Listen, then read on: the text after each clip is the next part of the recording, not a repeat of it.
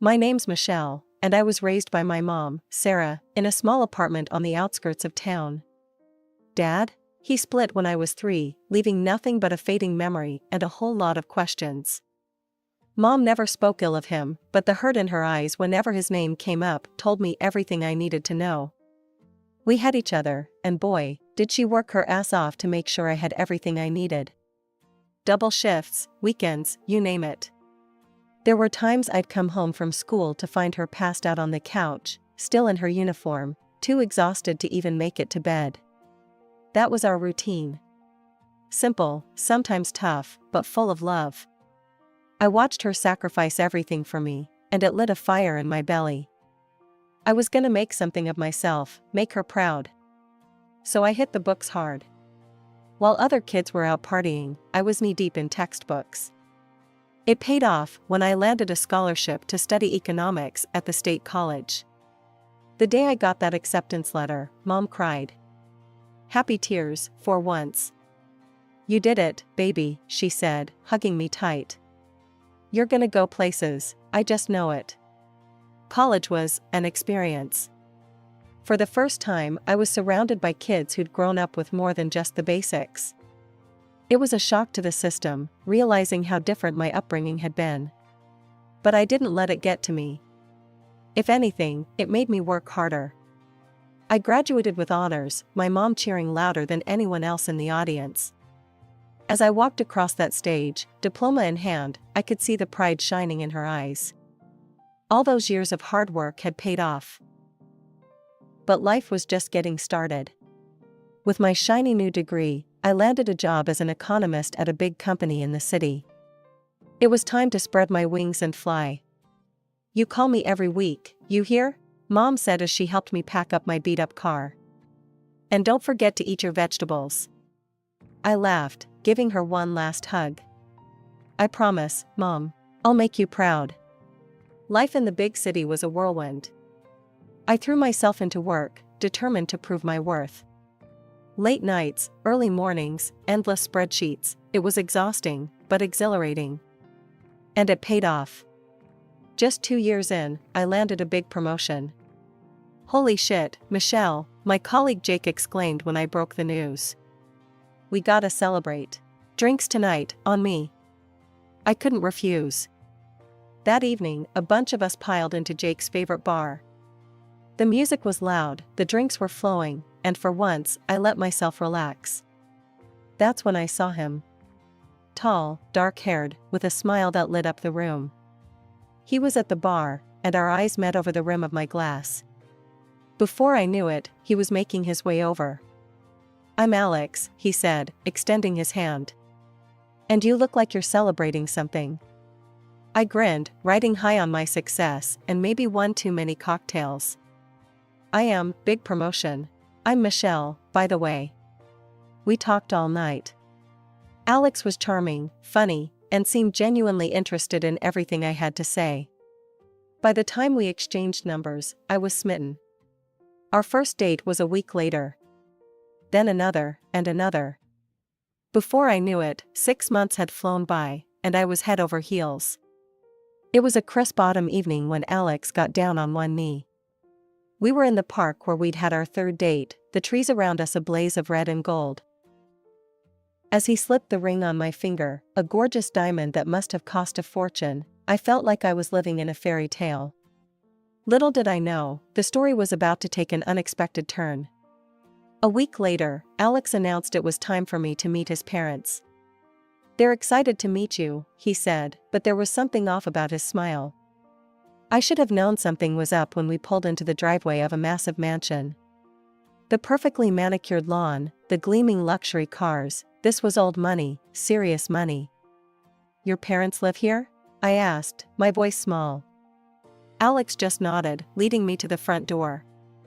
It swung open before we could knock, revealing an older couple who could have stepped out of a society magazine.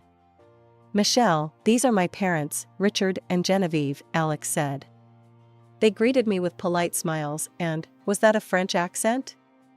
The inside of the house was like a museum. Antique furniture, priceless art, and everywhere I looked, portraits. Stern-faced men and women in elaborate old-fashioned clothes stared down at me. Our ancestors, Genevieve said, noticing my gaze. All noble families from France. This one here, she pointed to a particularly dour-looking man, was a count in the royal court. I nodded, not knowing what to say. This was so far removed from my world, it felt like I'd stepped into another dimension. Shall we have dinner? Richard suggested, leading us to a dining room that could have seated 20. I sat down, staring at the array of silverware in front of me. Forks of different sizes, spoons I'd never seen before, it was like a metallic minefield. As the first course arrived, I froze. Which fork was I supposed to use? I glanced at Alex, panic rising in my throat. He subtly pointed to the outermost fork, and I grabbed it, feeling like a child in a grown-up's world. I could feel Richard and Genevieve's eyes on me, watching my every move. Their looks of barely concealed contempt made me want to sink into the floor. I'd never felt so out of place, so inadequate. As I fumbled through the meal, I couldn't help but think of my mom, of our tiny kitchen table where we'd eaten TV dinners and laughed about our days. As we moved on to the main course, Genevieve's piercing gaze locked onto me. So, Michelle, she began, her voice dripping with false sweetness, tell us about your family. What do your parents do? I swallowed hard, feeling my cheeks flush. Well, I was raised by my mother. She's a waitress. And your father? Richard chimed in, his eyebrow raised. He left when I was 3. I don't remember him, I admitted, my voice barely above a whisper. The silence that followed was deafening. Then, Genevieve's chair scraped against the floor as she abruptly stood up. This is unacceptable, she exclaimed, her accent thickening with anger. Alex, darling, you cannot be serious about this girl. I flinched at her words, feeling like I'd been slapped. Mother, please, Alex started, but Genevieve cut him off. We are from an ancient French family. We have a reputation to uphold. We cannot allow our only son to marry the first person he meets off the street, someone without pedigree or good origin. Richard nodded in agreement. Indeed, we expect our son to marry an equal, someone who knows their lineage back to at least the 7th generation. He turned to me, his eyes cold. Tell me, Michelle, can you name your great-grandfathers? I sat there, mouth agape, completely blindsided. I know my mom's parents' names, but beyond that. Richard rolled his eyes so hard I thought they might fall out of his head. As I suspected. No sense of heritage, no respect for lineage. That's enough. Alex's voice cut through the tension. Michelle is kind, intelligent, and hardworking. I love her, and I'm going to marry her. Your approval isn't required. I felt a surge of warmth at Alex's words, but it was quickly doused by Genevieve's icy reply. Oh, you'll marry her all right, she sneered. But only if she agrees to our conditions. Conditions? I echoed weakly. Richard leaned forward, his eyes boring into mine. If you're to be part of this family, you must learn to act like it.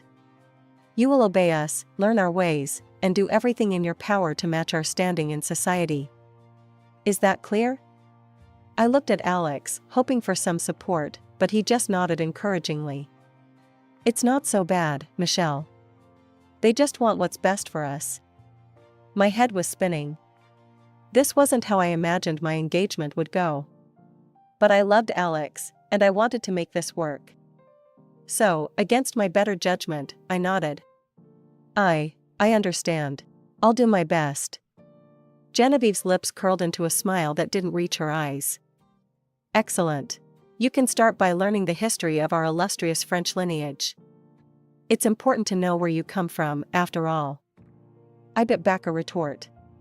Where I came from was a loving home with a hard-working mother who'd sacrificed everything for me. But instead of saying that, I just nodded again. The weeks following that disastrous dinner flew by in a whirlwind of activity. Not content with just having me learn their family history, my future in-laws decided I needed a complete overhaul. Etiquette and style courses, Genevieve announced one day, handing me a stack of brochures. You'll need them if you're to fit in with our circle. So, on top of my full-time job, I found myself spending evenings and weekends at various classes. How to use 17 different types of forks? Check. The proper way to curtsy? Got it. The intricate steps of a waltz? I was on it. Back straight, chin up, the dance instructor would bark as I stumbled through yet another set of steps. A lady of society must always appear graceful. I'd come home exhausted, my feet blistered and my brain overloaded with rules and protocols. And then I'd open my wedding planner and realize I still had a million things to do. My phone buzzed. Mom again. I took a deep breath before answering. Hey, Mom, everything's great. I lied, forcing cheer into my voice. The wedding plans are coming along nicely. That's wonderful, sweetie, she said, and I could hear the pride in her voice. I can't wait to meet Alex and his family. Have you set up a dinner yet? I winced, remembering the conversation I'd had with Alex earlier that week. Hey, don't you think it's time you met my mom? I'd asked him as we were having coffee one morning. The wedding's getting closer, Anne. He'd waved me off, not even looking up from his phone. We'll meet at the wedding. It's fine. Now, on the phone with Mom, I swallowed hard. Not yet, Mom. Everyone's just so busy, you know? But soon, I promise. The next day, I broached the subject during another stilted family dinner. I was thinking, I began carefully, maybe we could all have dinner with my mother soon? She's really excited to meet you all. The silence that followed was deafening. Then, Genevieve let out a laugh that was more like a bark. And how exactly do you imagine this gathering? She asked, her voice dripping with disdain. Richard chimed in, his tone mockingly patient as if explaining something to a child. Michelle, surely you understand. We're from different social circles. We have no intention of socializing with a waitress. I felt my face flush with anger and shame. How dare they talk about my mother like that? She was worth 10 of them. I opened my mouth to retort, but Alex squeezed my hand under the table. Let it go, he whispered. Don't argue with them. It's not worth it. I bit my tongue so hard I tasted blood. This wasn't right. None of this was right. But I loved Alex, didn't I? And this was the price of being with him. As I lay in bed that night, tossing and turning, I couldn't shake the feeling that I was losing myself. With every etiquette lesson, every dismissed suggestion, every lie to my mother, a little piece of Michelle, the real Michelle, was slipping away. The big day finally arrived. Months of planning, etiquette classes, and family history lessons had led to this moment. As I stood in the bridal suite, staring at my reflection in the full-length mirror, I barely recognized myself. The woman looking back at me was polished, poised, and perfect, everything Genevieve and Richard had demanded. You look beautiful, honey, Mom said, her eyes brimming with tears as she adjusted my veil. I'm so proud of you. I forced a smile, trying to ignore the knot in my stomach. Thanks, Mom, I'm just nervous, I guess. She squeezed my hand. Everything will be fine, you'll see. If only she knew. The ceremony was a blur of faces, most of them strangers to me. Alex's side of the church was packed with what seemed like half the city's elite. Judges, politicians, CEOs, all there to witness the Delacroix heir tie the knot. My side, in comparison, looked pathetically small, just Mom and a handful of college friends.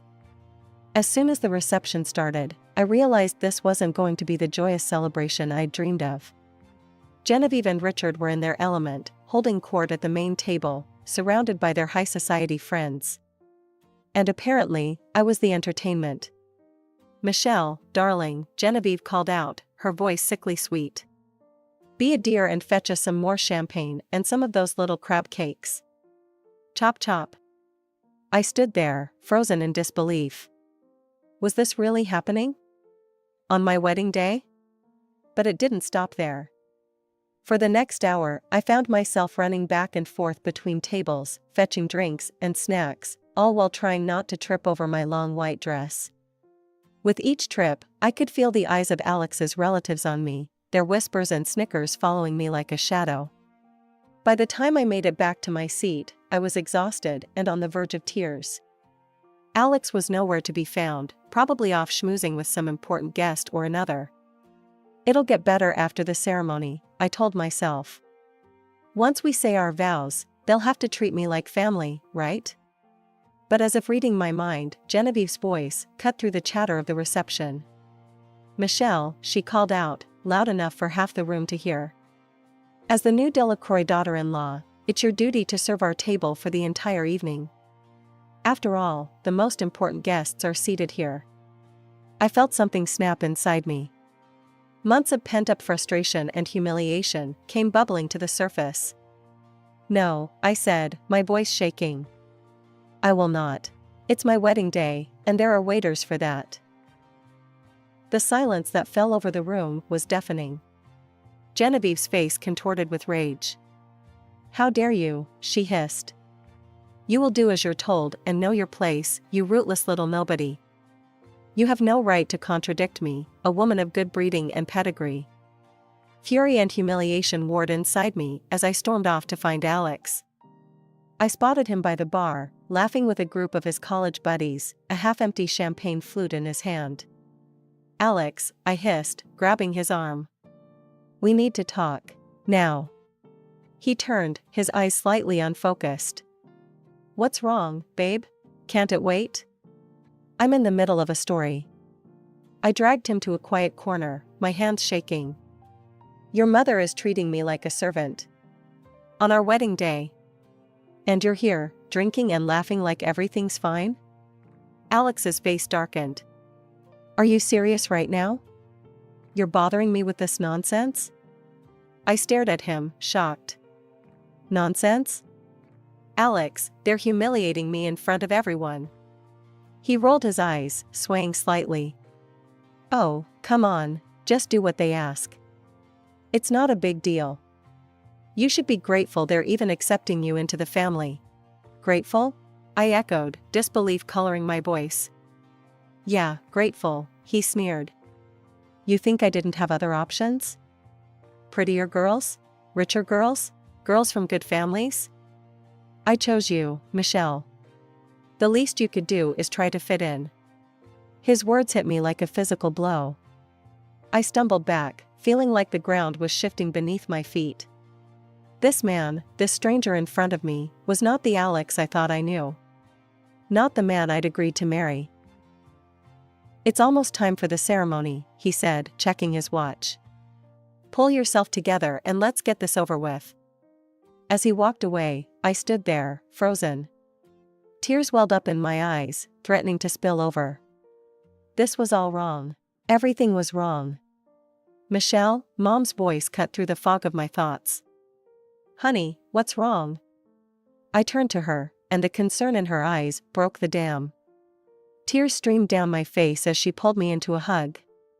"Oh, sweetie," she murmured, stroking my hair. "Talk to me. What's going on?" Between sobs, I poured out everything, the humiliation, Alex's words, the months of trying to change myself to fit into a world that clearly didn't want me. Mom listened, her face growing more serious with each word.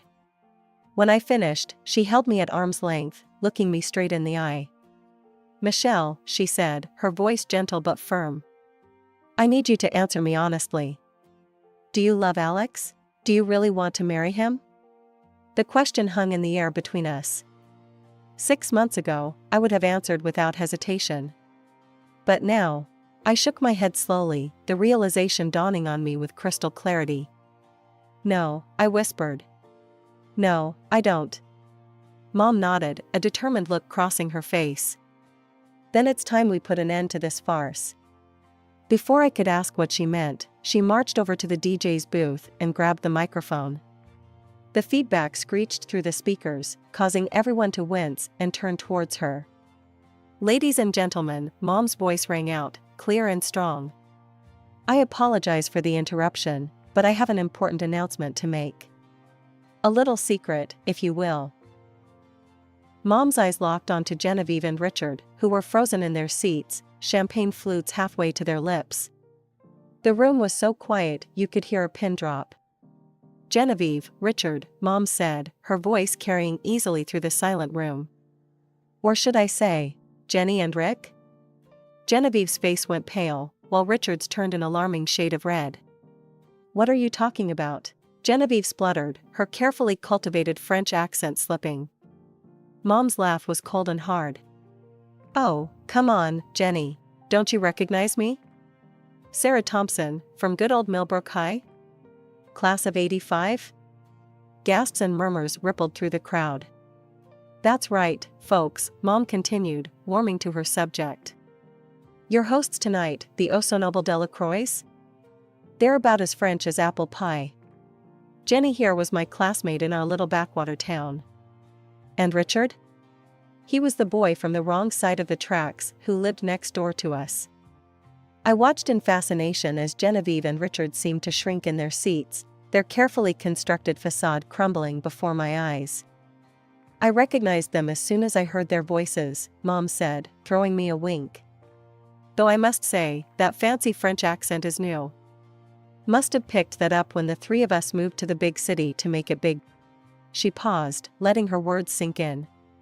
"Funny how things turn out, isn't it? I stayed true to myself, remained an ordinary woman. But Jenny and Rick here? They reinvented themselves as French nobility." The room erupted in shocked whispers and disbelieving laughter. I could see realization dawning on the faces of the guests, the truth behind the Delacroix family's carefully crafted image. "And you know what the kicker is?" Mom's voice cut through the chaos.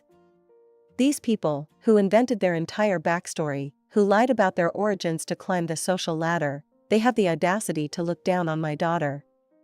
To humiliate her and treat her like she's beneath them." She turned to face the crowd, her eyes blazing. "Well, I'm here to tell you, there's nothing noble about lying. There's nothing elite about treating people like dirt.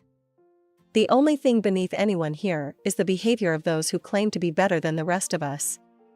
The silence that followed was deafening. Then, slowly, people began to turn towards Genevieve and Richard. The looks of admiration and respect from earlier were gone, replaced by contempt and disgust. Genevieve and Richard, their carefully constructed personas shattered, began sputtering explanations, their fake French accents slipping away with each desperate word. "It's not what you think," Genevieve cried, her voice pure Midwest twang now. "We just wanted to give our son a better life." Richard chimed in, his own accent more trailer park than Champs-Élysées. "You don't understand the pressure of high society." Their pleas fell on deaf ears as the guests, many of whom had fawned over the Delacroix family for years, turned away in disgust. Years of lies and pretension came crashing down around them. Amidst the uproar, Alex stormed over to me, his face contorted with rage. "You," he spat, pointing an accusing finger. "You've ruined everything. My life, my family's reputation, it's all destroyed because of you." I stared at him, this man I thought I'd loved, and felt nothing. No pain, no regret, just a profound sense of relief. Taking a deep breath, I turned to face the chaos of the reception. In that moment, I found a strength I didn't know I possessed. "Everyone, may I have your attention please?" My voice rang out clear and strong. The room fell silent, all eyes turning to me. "I have an announcement to make. There will be no wedding today." Gasps and murmurs rippled through the crowd, but I pressed on. "I've realized that I made a mistake. I chose a man who was ashamed of my background, who expected me to change everything about myself to fit into his world. I regret that I almost married someone so shallow and deceitful." With that, I reached up and removed my veil, letting it fall to the floor. I looked at my mom, who was beaming with pride, and nodded. "Let's go home, Mom." The aftermath of that day was swift and merciless. The Delacroix family, once the toast of high society, became social pariahs overnight. Their carefully cultivated connections abandoned them, invitations dried up, and their so-called friends pretended they'd never heard of them. Last I heard, they'd been forced to sell their mansion and move to another city, hoping to start over where their lies hadn't caught up with them yet. As for me? Well, life has a funny way of working out. A few months after the wedding I met Jason. He's a teacher at a local high school, comes from a working-class family just like mine. On our first date, I told him everything about the Delacroix disaster. Instead of being put off, he laughed and said, "Sounds like you dodged a bullet there." We've been dating for a while now, taking things slow. His parents are salt-of-the-earth people who welcomed me with open arms. No etiquette lessons required, no family histories to memorize. Just genuine warmth and acceptance. I'm back at my old job, working hard and earning respect the honest way. Mom and I are closer than ever. She's my hero, my rock, and I make sure she knows it every day.